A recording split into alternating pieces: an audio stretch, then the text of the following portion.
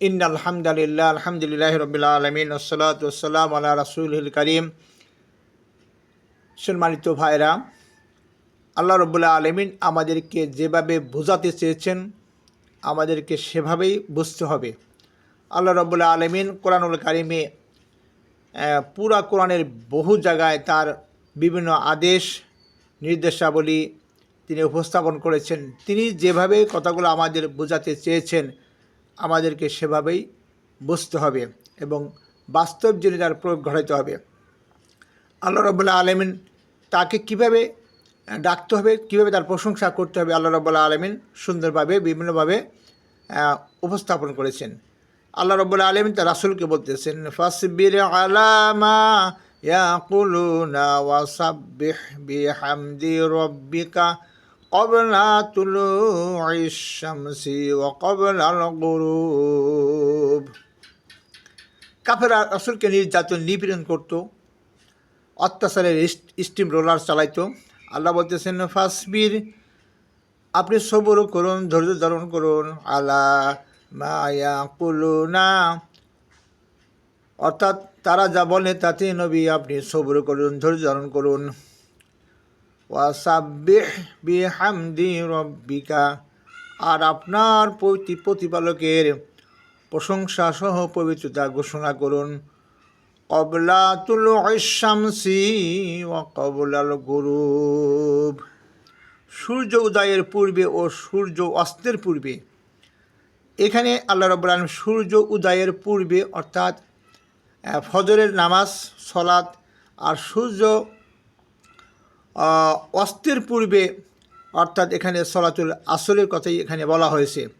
এখানে আল্লাহ বললেন যে কাফেররা আপনাকে নবী, আপনাকে বা তোমাকে যে অত্যাচার নির্যাতন করে তার জন্য আপনি সবর করুন এবং আপনার প্রতিপালকের প্রশংসা সহ পবিত্রতা ঘোষণা করুন।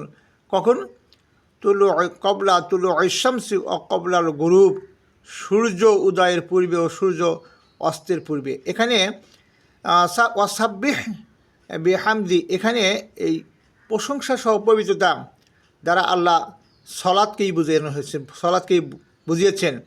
পরের আয়াতে আল্লাহ বলছেন, ওয়ামিনাল লাইলি ফাসাব্বিহু ওয়া আদবারাস সুজুদ। আল্লাহ বলেন তার পবিত্রতা ঘোষণা করো, অর্থাৎ আল্লাহর পবিত্রতা ঘোষণা করো রাতের একাংশে এবং সিজদা সমূহের পরেও, অর্থাৎ ফরজ সালাতের পরেও তার পবিত্রতা ঘোষণা করতে হবে।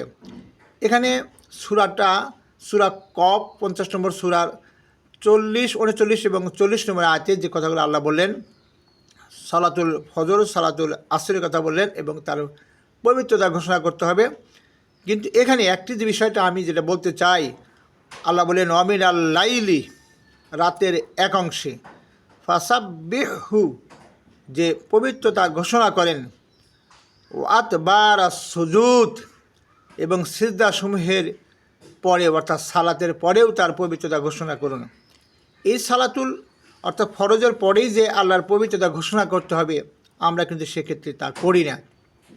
আমরা ফরজ সালাতের পরে আমরা দাঁড়িয়ে, ফরজ সালাতের পরে আমরা মোনাজাত করি, আমরা কী করি, সুন্নত নামাজ আমরা পড়ে থাকি। কিন্তু আল্লাহ রাসূল তা কিন্তু করেননি, আর আল্লাহও কিন্তু তা বললেন না যে আল্লাহর পবিত্রতা ফরজ সালাতের পরে আল্লাহর পবিত্রতা ঘোষণা করতে হবে। সালাম ফিরানোর পরে আল্লাহু আকবার একবার, আস্তাগফিরুল্লাহ আস্তাগফিরুল্লাহ আস্তাগফিরুল্লাহ 3 বার। আল্লাহ রাসূল আয়াতুল কুরসি পড়েছেন। আল্লাহ রাসূল কবরে আযাব থেকে আল্লাহর কাছে পানা চেয়েছেন। আল্লাহ রাসূল তারপরে বিভিন্ন আল্লাহুম্মা ইন্নাকা আফুব্বুন তুহিব্বুল আফওয়া ফা'ফু আন্নি, এগুলো দোয়া পড়েছেন। আবার বিভিন্ন সময় পড়েছেন। আল্লাহ রাসূল এইভাবে লা ইলাহা ইল্লাল্লাহু ওয়াহদাহু লা শারীকা লাহু লাহুল মুলকু ওয়া লাহুল হামদু ওয়া হুয়া আলা কুল্লি শাইইন কাদির, এভাবে অসংখ্য দোয়া।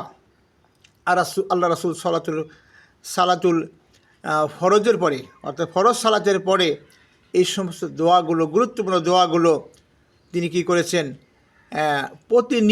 নিয়মিতভাবে তিনি এগুলা পবিত্রতা ঘোষণার স্বরূপ এই দোয়াগুলো তিনি পড়েছেন।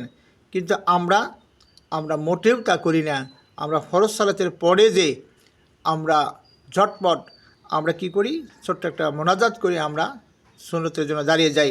তাহলে আমরা যদি এই কাজটা করি তাহলে সরাসরি এই আয়াতকে, সূরা কফের এই আয়াতকে অমান্য করা হবে, পাশাপাশি রাসূলের আদর্শকেও অমান্য করা হবে। যদি আমরা আল্লাহ রাসূলের আদর্শকে অমান্য করি আর কোরআনকে অমান্য করি তাহলে কিন্তু আমাদের আর কোনো রক্ষা নাই, আমাদের ইবাদত বন্দেগীও কবুল হবে না। তাহলে এই জন্য এখানে আল্লাহ বলেন অমিনাল লাইলি ফাসাব্বিহু ওয়া আদবারাস সুজুদ। আল্লাহ বলেন তার পবিত্র, অর্থাৎ আল্লাহ বলেন আমার পবিত্রতা ঘোষণা করো।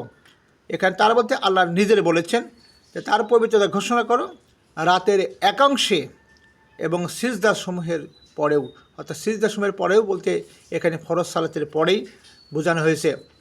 অতএব আসেন আমরা সবাই আমরা কি করি, ফরজ সালাতের পরে আমরা ওই আল্লাহর রাসূল যে সমস্ত দোয়াগুলো পড়েছেন, প্রতিনিয়ত পড়েছেন, আমরা সেই দোয়াগুলো পড়ি। আল্লাহ রাব্বুল আলামিন আমাদেরকে এই সূরা কফের 40 নম্বর আয়াত আমরা যেন আমাদের বাস্তব জীবনে প্রয়োগ ঘটাতে পারি, আল্লাহ রাব্বুল আলামিনের কাছে সে আশা ব্যক্ত করি। আল্লাহ রাব্বুল আলামিন আমাদেরকে সেই রাসূলের আদর্শ অনুসারে জীবনযাপন করার জন্য তৌফিক দান করেন।